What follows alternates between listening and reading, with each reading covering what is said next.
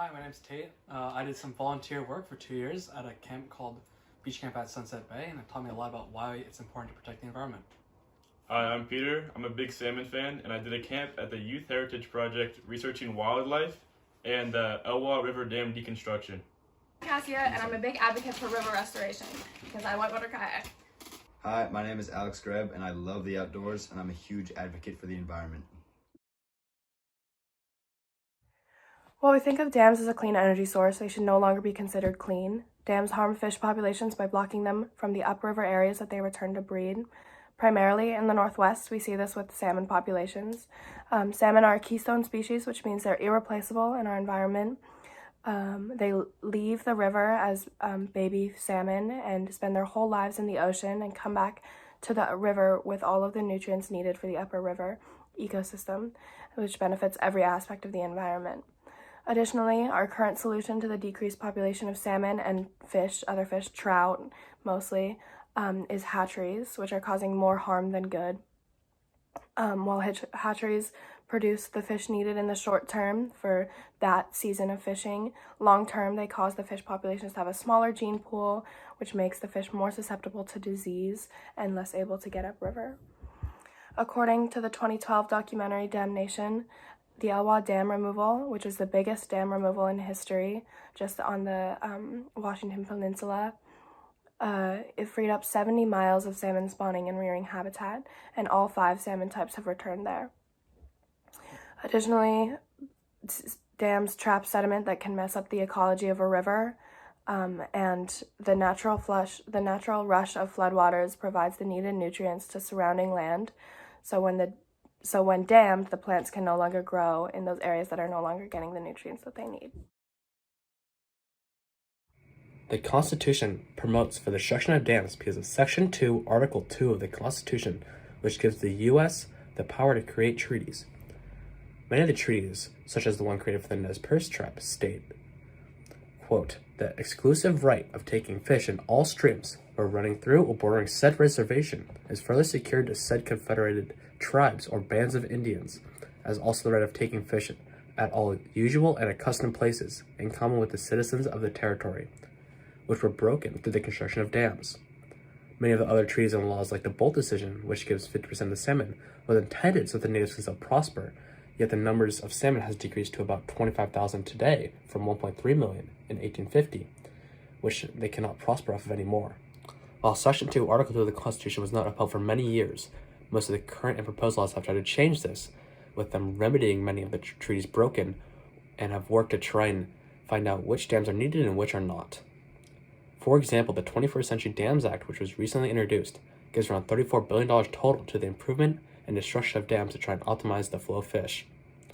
The Endangered Species Act was created in order to preserve endangered species like salmon, and has led to many different attempts to build up the populations to allow tribes that rely on the salmon for food and their cultural significance to have them once again.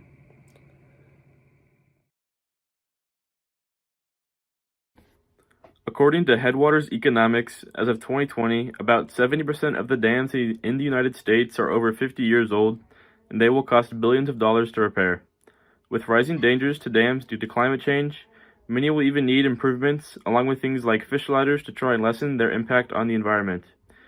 Removing the dams is often a much less expensive choice and helps the local fishing businesses and tourism. According to the World Commission on Dams, the average cost overrun of dams is 56%, meaning they are often much more expensive than predicted. And though hydropower is one of the cheapest sources of clean electricity, we should look at the various aging dams and decide if they are worth keeping. There are many alternatives to the benefits that dams provide. For example, according to Water in the West and the U.S. Bureau of Reclamation, groundwater recharges are much cheaper than reservoirs and can hold more water. Also, wind and solar energy, along with nuclear, are becoming much cheaper and much more available.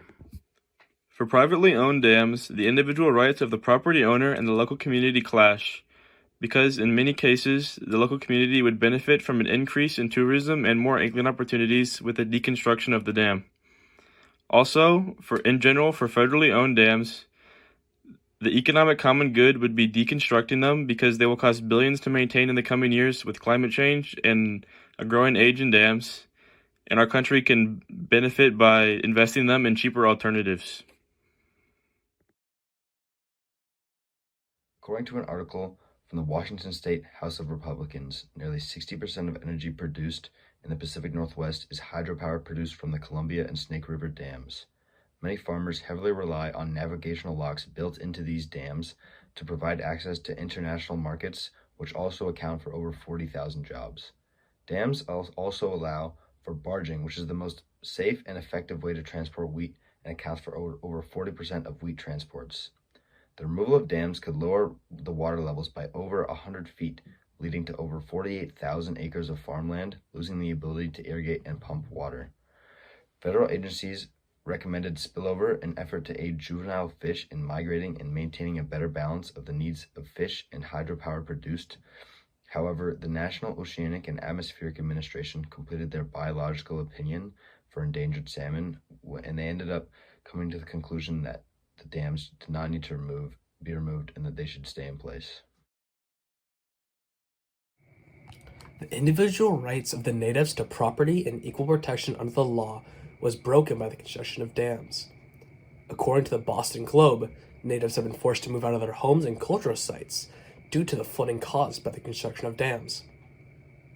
According to a thesis that received honors at Cornell University, this led to the promised compensation of 400 acres, which natives only received about 40 of, and the money compensation given to white farmers for moving out of their homes wasn't given to the natives until 2 years after, where they had to fight for that money. The construction of dams had a much heavier impact on the natives because they relied on salmon for both their diet and their ceremonies. While trees that have been reinforced by the bold decision have tried to remedy the impact that non-natives have had, the problem is that the fish in each run has significantly decreased from about 1.3 million in 1850 to 25,000 today. The change in their diet from nutritious salmon to cheap, high-fat, and high-sodium alternatives has led to an increase in heart disease and high cholesterol in Native Americans.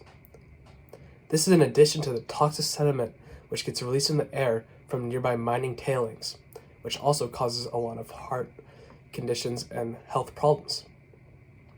According to the Daily Evergreen, many of the treaties that the U.S. has created have not been fulfilled, which violates Section 2, Article 2, which allows the U.S. to create binding agreements between two nations, which includes the natives. While the U.S. has not broken the 50% of salmon from each run treaties, the creation of the dams, which has led to that amount of salmon per run becoming unsustainable for the natives, is a clear violation of the treaty and the bold decision, which recognizes the natives as having a right to the river. Through the destruction of most dams, it will help fix the unfulfilled or broken parts of the treaties and allow natives to have sustainable access to salmon for both their diet and ceremonies. This is why we believe in river restoration.